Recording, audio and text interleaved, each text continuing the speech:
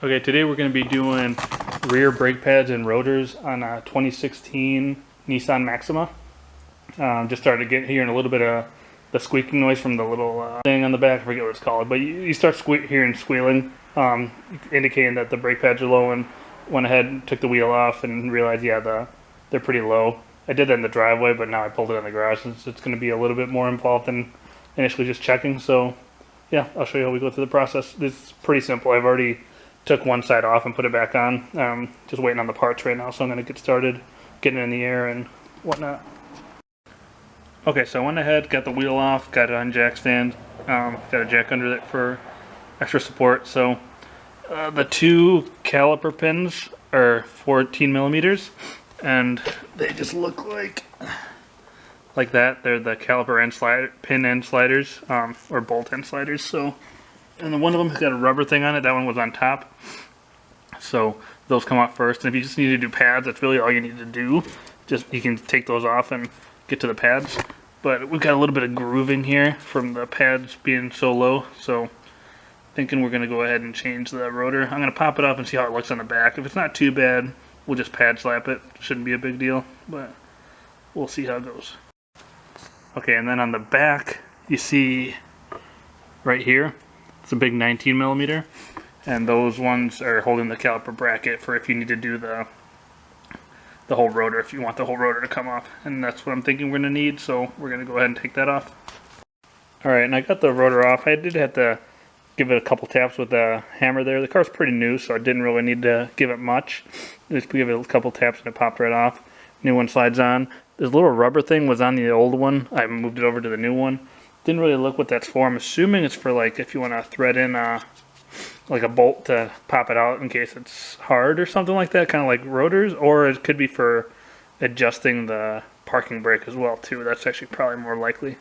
So yeah, so I got that on. Right now I am changing over the little brake pad clips here. You can see the new shiny one there, and then the old rusty guy right there. So pretty simple how it goes. Just make sure you do them one at a time. That way, you know, you're getting them on the right way. And then also these slider pins here, I'm gonna clean them off and put new grease on them. They don't have a whole lot on them left, so I'm just gonna wipe them off and then put new grease on them. Okay, so I went ahead and got the brake pads on there, caliper bracket back on. Brake pads, I put a little bit of synthetic brake caliper grease on the ends, on the little ears of the brake pad, just so they slide on there nicely. And right now I'm also going to go ahead and take a C-clamp and compress the brake caliper piston. And I opened up the brake reservoir just so that it's easier for it to go in. In case there's too much fluid, it'll be able to come out and stuff. Shouldn't be, as long as no one's ever filled it. We never have, but we've only had it for the last 20,000 miles or so it's very possible. Alright, and they do make tools for this, but I'm just using a C-clamp, and I'm using the old brake pad since it's junk to press against there, and then just going to go ahead and compress it.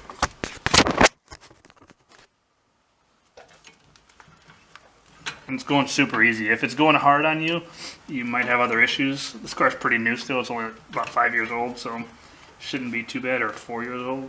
Yeah, it's only like 4 years old.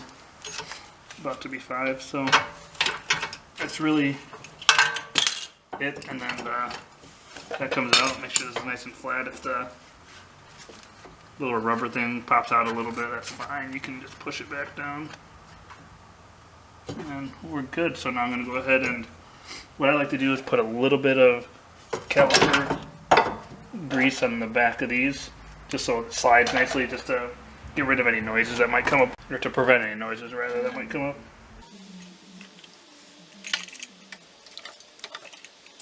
Alright, and then the slider pins, I'm going to clean them off and put new grease on them. You see there's not a whole lot on there. They don't need much, but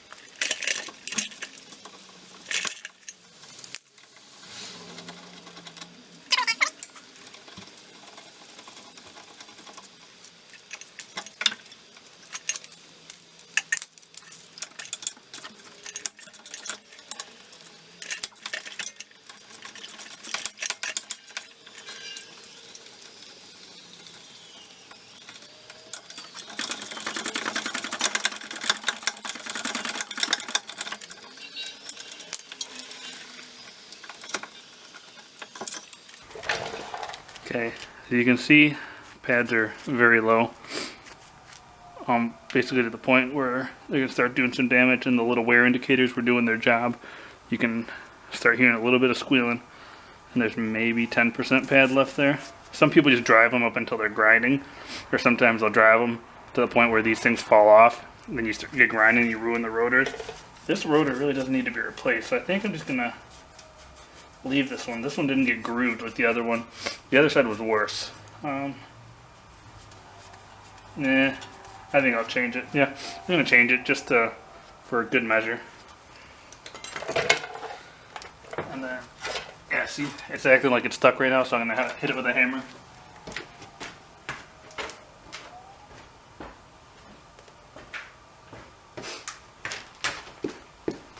Now, we could just get these resurfaced, but the problem is that we're going on a trip literally tomorrow morning, 600 miles, so no time to go get these resurfaced. Otherwise I would do that because they're still got plenty of meat on them, but I went ahead and bought new rotors anyways. But if you're gonna do this and reuse these and get them turned, use a rubber mallet. Don't use like a regular.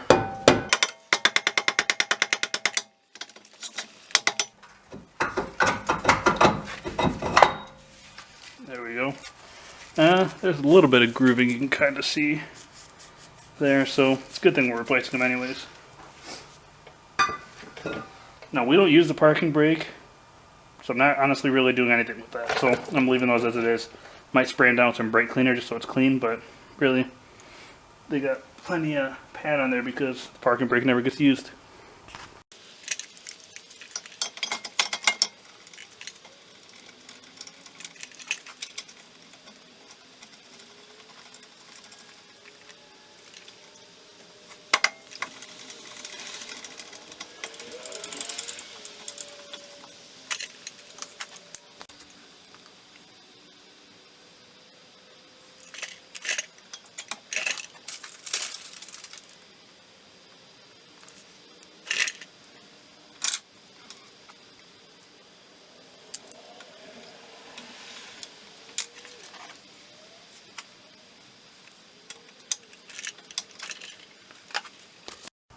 Alright, so we're finished up.